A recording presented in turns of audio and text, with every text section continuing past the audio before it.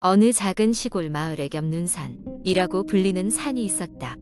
이 산은 그 이름처럼 많은 눈들이 산 전체를 감싸고 있다는 전설이 내려오고 있었다.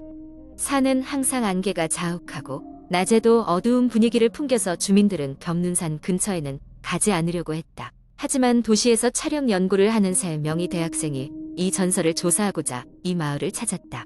그들의 이름은 지훈, 서영, 그리고 민성이었다. 그들은 마을에 도착하자마자 숙소를 잡고 주민들로부터 이야기를 더 들으려 했다. 그러나 주민들은 이 산에 대해 이야기하는 것을 꺼려했고 눈에 띄게 불편한 표정을 지었다.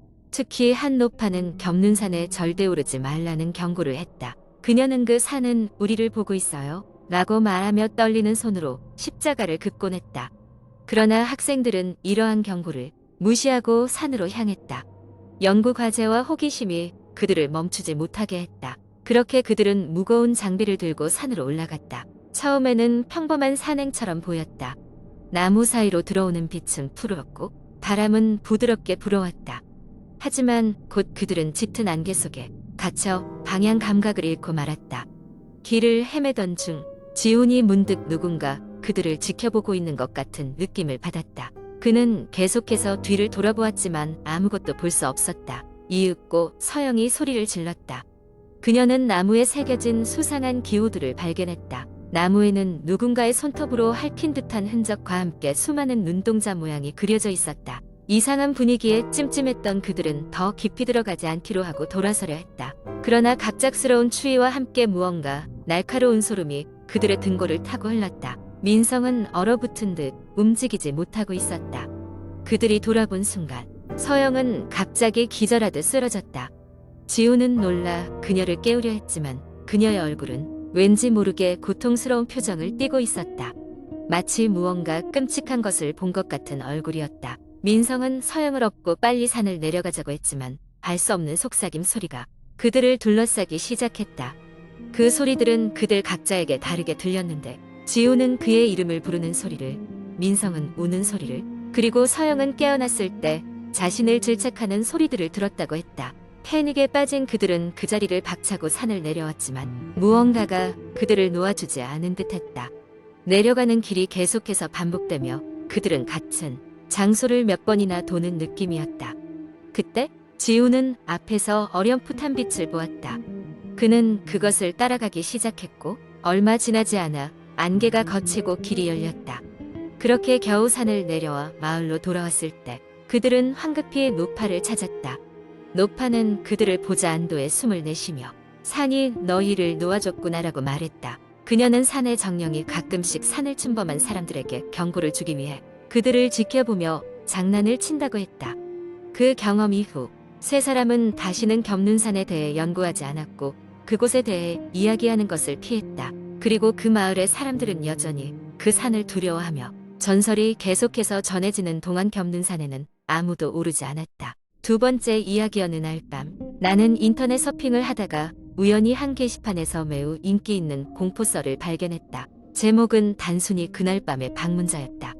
호기심이 발동하여 나는 클릭했고 이야기는 이렇게 시작되었다. 지금으로부터 10여 년 전 나는 작은 아파트에서 혼자 살고 있었다. 그곳은 주변이 조용하고 안전한 동네로 알려져 있어 나는 혼자 사는 것에 큰 불안함은 없었다. 하지만 그날 밤 나는 내 기억 속에서 지우고 싶었던 끔찍한 경험을 하게 되었다. 그날은 평범한 날이었다. 나는 직장에서 퇴근해 저녁을 먹고 침대에 누워 책을 읽고 있었다. 시계는 밤 11시를 조금 넘기고 있었다. 집안은 고요했고 창밖에서는 들릴 법한 자동차 소리조차 없었다. 그러던 중 문득 기이한 소리가 들려왔다. 처음에는 바람 소리라고 생각했다. 하지만 점점 그 소리는 거슬릴 정도로 뚜렷해졌다. 그것은 마치 누군가가 집안에서 걸어 다니는 것 같은 발소리였다. 순간 가슴이 철렁하며 나는 움직일 수가 없었다. 혼자서 공포영화를 너무 많이 봤나 하는 생각에 스스로를 웃어넘기려 했지만 발소리는 점점 더 가까워지고 있었다. 결국 나는 용기를 내어 침대에서 일어나 소리를 따라갔다. 발소리는 거실 쪽에서 들리고 있었고 나는 천천히 그리고 조심스럽게 그곳으로 향했다. 거실에 불을 켜고 주위를 둘러보았지만 아무도 없었다. 이상한 기분이 들어 모든 창문과 방문을 다시 한번 확인했지만 외부로 통하는 모든 문은 단단히 잠겨 있었다. 그날 이후로 이런 일이 몇 차례 더 반복되자 기분은 더욱 나빠졌고 나는 결국 용한 무당을 찾기로 했다. 무당은 내 이야기를 조용히 듣더니 잠시 후 이상한 표정을 지으며 말했다. 이 집에는 오래된 영혼이 하나 있습니다. 그 영혼은 누군가 자기의 존재를 알아주기를 바라며 발소리로 신호를 보내고 있습니다. 나는 당장 이사를 가고 싶었으나 현실적으로 불가능했다. 그래서 무당의 조언에 따라 매일 밤 자기 전에 영혼에게 말을 걸며 집을 떠나 달라고 간절히 부탁하기 시작했다. 그리고 몇 주가 지나자 발소리는 자취를 감췄다. 하지만 모든 게 해결된 것이 아니었다. 어느 날 밤 나는 이상한 꿈을 꾸었다. 꿈속에서 나는 낯선 공간에 있었고 멀리서 누군가가 나를 바라보고 있었다. 그 사람은 눈에 눈물이 가득했고 슬픈 미소를 지으면서 나에게 다가왔다. 나는 그 사람에게서 눈을 뗄 수가 없었다. 눈을 뜨자마자 나는 기묘한 찝찝함에 사로잡혔다. 그 꿈의 기운은 현실에서도 느껴질 만큼 강렬했다. 두려움과 호기심이 뒤섞인 채 밤이 되기를 기다렸다. 이번에는 내가 먼저 목소리를 내기로 했다. 왜 떠나지 않는 거죠? 나에게 원하는 것이 뭐죠? 집안은 가만히 있었다. 나는 여전히 대답이 없을 것이라 생각했다.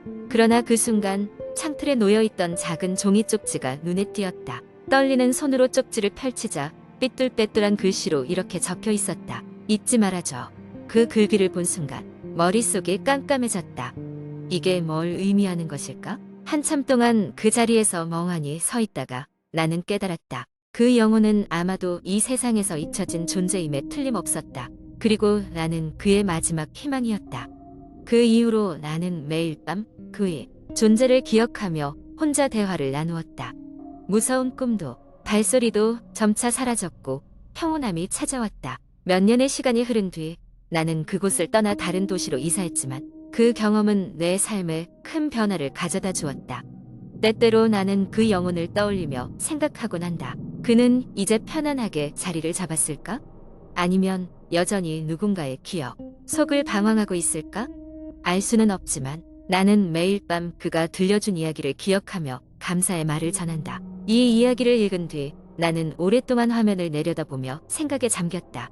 현실 세계와 비현실의 경계가 흐릿해지는 순간 우리는 무엇을 느끼게 될까? 아마도 그날 밤의 방문자는 단순한 이야기가 아닐지도 모른다. 세 번째 이야기여는 날 저녁 서울의 한 조용한 동네에 사는 대학생 민재는 학교 과제 때문에 밤늦게까지 도서관에 남아 있었습니다.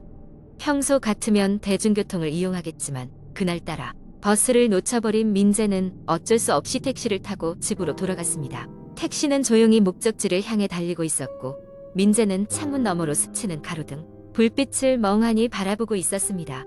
늦은 시간이라 그런지 운전기사도 그녀도 별다른 대화 없이 각자의 생각에 잠겨 있었습니다. 문득 민재는 자신의 폰이 희미하게 진동하는 걸 느끼고 화면을 확인했습니다. 가다침에 찍은 가족 단체 사진 한 장이 갑자기 폰 배경으로 설정된 것을 보고 이상하게 여겼으나 그녀는 최근 폰이 이상하게 작동한다고 생각하던 터라 대수롭지 않게 넘기기로 했습니다.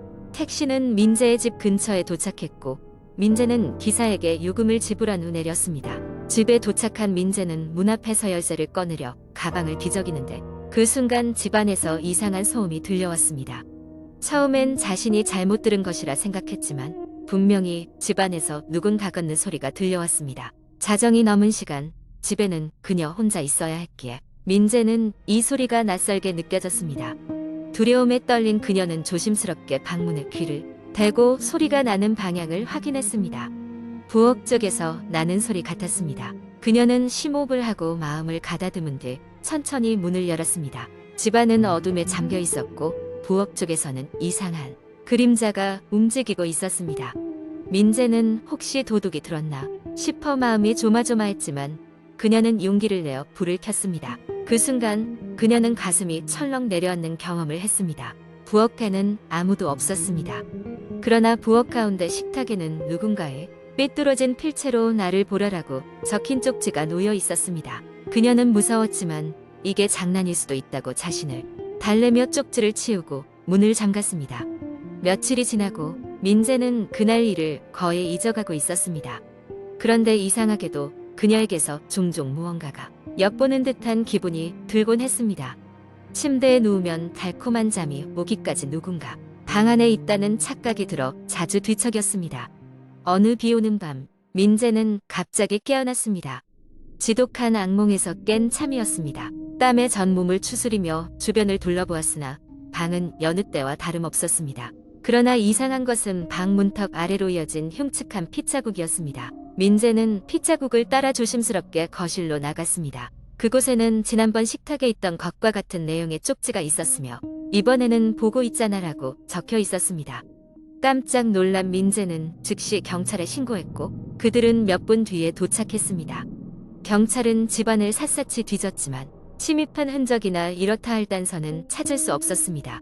집안에 홀로 남겨진 민재는 불안감에 잠을 잘 수도 평화로운 하루를 보낼 수도 없었습니다. 그리고 그 주 며칠 후 민재는 또다시 쪽지를 발견하게 되었습니다. 이번 쪽지에는 더 섬뜩한 메시지가 적혀 있었습니다. 너는 나를 결코 피할 수 없어.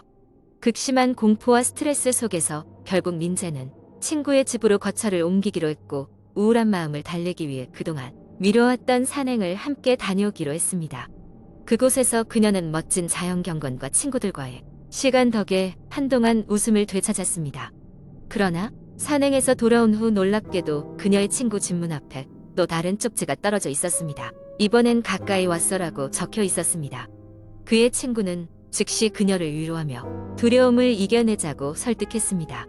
그날 밤 민재는 자신의 방에 누워 눈을 감았지만 집안이 마치 자신을 둘렀으며 속삭이는 듯한 환청이 들렸습니다. 아침이 되자 민재는 심란한 마음으로 방을 둘러보다 이상한 점을 발견했습니다. 방 안에 작은 거울이 있었는데 거울에 비친 그녀의 모습이 기이하게 일그러져 있었던 것입니다. 그녀는 닦아가 그 모습에 손을 뻗었고 그때 거울 속에 그녀가 미소를 지으며 다가왔습니다.